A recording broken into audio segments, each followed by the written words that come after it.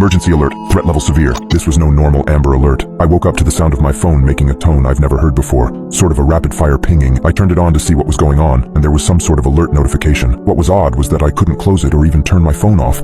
The screen simply would not respond to being powered off. I couldn't screenshot it either. All functions other than scrolling were disabled. But this is what it said. Alert reports of an anomalous signature on radar were reported near your location. Advisory, stay indoors.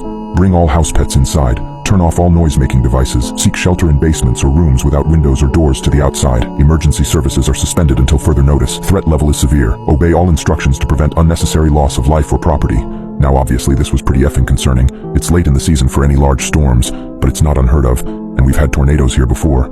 I could hear rain on the windows and the sound of wind, so I grabbed my 3 cats and took us down into the basement with some food and a sleeping bag. My basement is cramped and full of all kinds of junk, and I wasn't thrilled to be spending time down there, but the alternative was clearly not an option.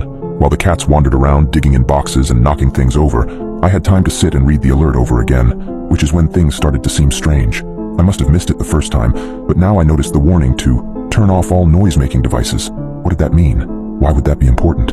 Even with a television at full blast, you'd certainly be able to hear a tornado coming. I only realized something was really wrong when I looked closer at the actual alert itself. The interface of the warning wasn't one I recognized. The border wasn't consistent with any apps or the OS. It had clearly been opened by a third-party app, but I wasn't sure which one or how it could have done so. I wondered if it was a virus.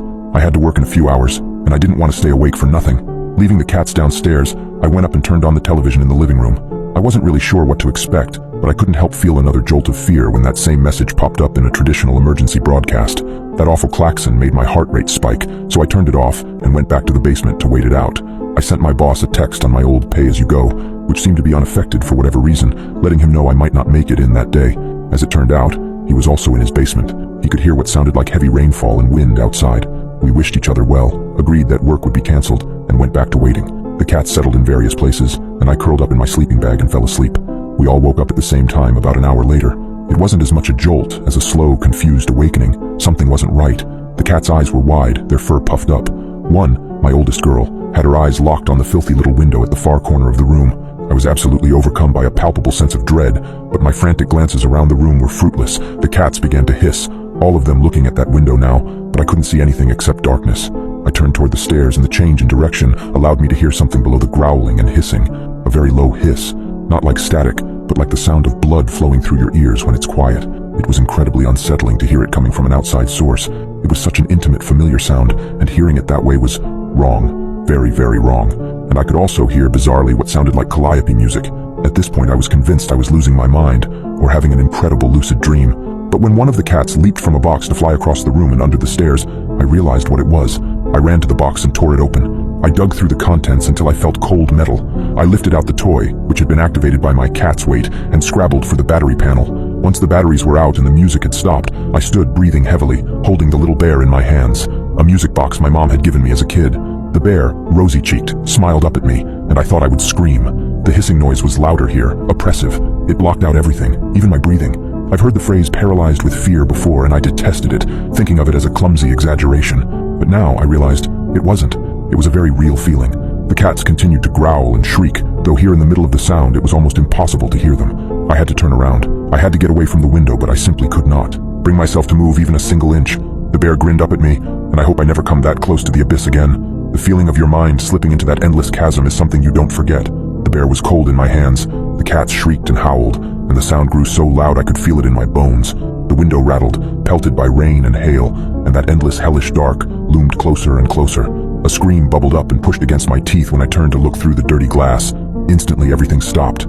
The cats, the hissing, the rain and wind. The basement was silent. The cessation of every single sound in that room was almost enough to send me teetering off the edge. I shivered violently, suddenly freezing. Something was outside, looking in at me. It glowed dimly with a strange, completely alien light. Dirty orange, the color of a nuclear sunset. The panic was so great now that it had transformed into an almost ethereal disassociation.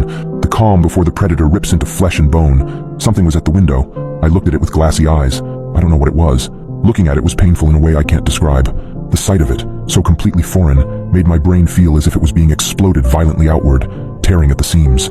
The only thing that comes close is an optical illusion, something that exists but cannot be. Whatever it was, it had no business here. It was a kind of cloud, a solidified mist, like smoke, but this smoke was very much alive and aware, and it was massive. I think it must have messed with some of my other senses, because I was very much cognizant of the fact that it was larger than my house, larger than many houses, and it had been drawn to the calliope music. It watched me, shapes swirling and dissolving constantly in its body, but it had no defined shape. It flowed like water, slid down the window in rivulets that did not obey gravity, but instead searched for cracks in the glass. I was aware of time passing, a lot of time. What broke the spell was the sight of one of those drops discovering and worming its way through a hairline crack in the window frame. Paralysis became flight. In what felt like an instant, I was pounding up the stairs, my mouth wrenched open in a silent howl. The cats swarmed up past me and were gone the moment the door was open. I slammed it shut and ran for the bathroom, where I bolted the door and promptly vomited into the toilet. I flushed the strange reddish-brown contents and curled on my side, wedged between the toilet and the tub, my face against the cool porcelain. I passed out. When I woke up, it was half a day later and my cats were furious at the lack of food. I've been in a daze since I woke up. The alert is gone, but it seems the phone lines are down. I have access to the internet, but it's not behaving correctly. I have access to some sites, but not others. I can't bring myself to leave the house. The sound is gone, as is whatever was creating it, but how can I be sure it won't come back? For now, I've silenced everything. The cats are calm and sleeping, but I'm keeping an eye on them for any warning signs. I'll just keep quiet for a while. It's probably best if you keep quiet too.